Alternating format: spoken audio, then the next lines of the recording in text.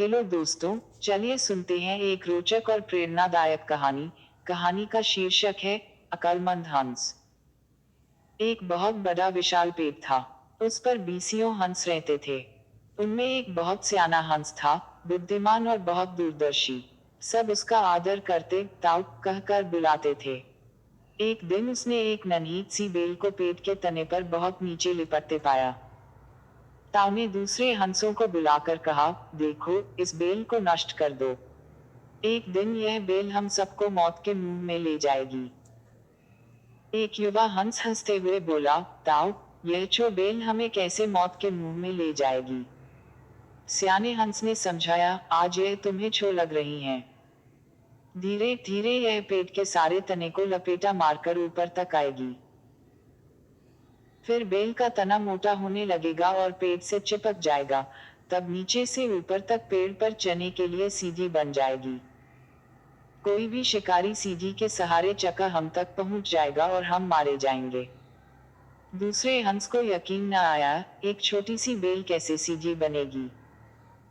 तीसरा हंस बोला, ताऊ, तू तो एक छोर बेल को खींचकर ज्यादा ही लंबा कर रहा है।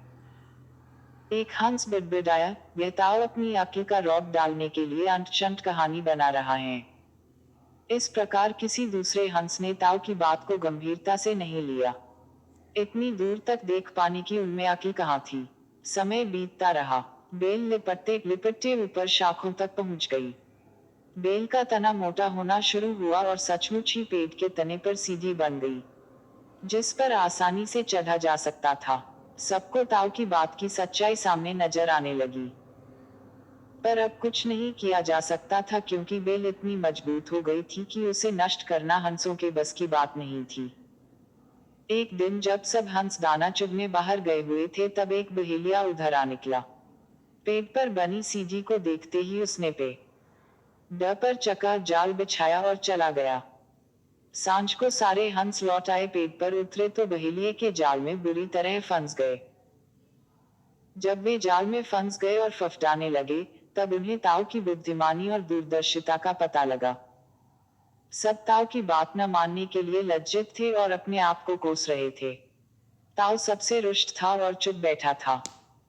एक हंस ने हिम्मत करके कहा, ताऊ, हम मूर्ख हैं, लेकिन अब हमसे मुंह मत फेरो। दूसरा हंस बोला, इस संकट से निकालने की तरकीब तू ही हमें बता सकता है। आगे हम तेरी कोई बात नहीं टालेंगे। सभी हंसों ने हामी भरी, तब ताऊ ने उन्हें बताया, मेरी बात ध्यान से सुनो। सुबह जब बहेलिया आएगा, तब मुर्दा होने का नाटक करना। बहेलिया तुम्हें मुर्दा समझकर जाल से निकालकर जमीन पर रखता जाएगा। वहां भी मरे समान पड़े रहना। जैसे ही वह अंतिम हंस को नीचे रखेगा, मैं सीटी बजाऊंगा। मेरी सीटी सुनते ही सब उठ जाना। सुबह बहेलिया आया। हंसों ने वैसा ही किया, जैसा ताऊ ने समझाया था। सचमुच बहेलिया हंसों को मुर्दा समझकर जमीन पर पटकता गया। सीटी की आवाज के साथ ही सारे हंस उठ गए। बहेलिया अवाक होकर देखता रह गया। कहानी से सीख, बुद्धिमानों की सलाह गंभीरता से लेनी चाहिए।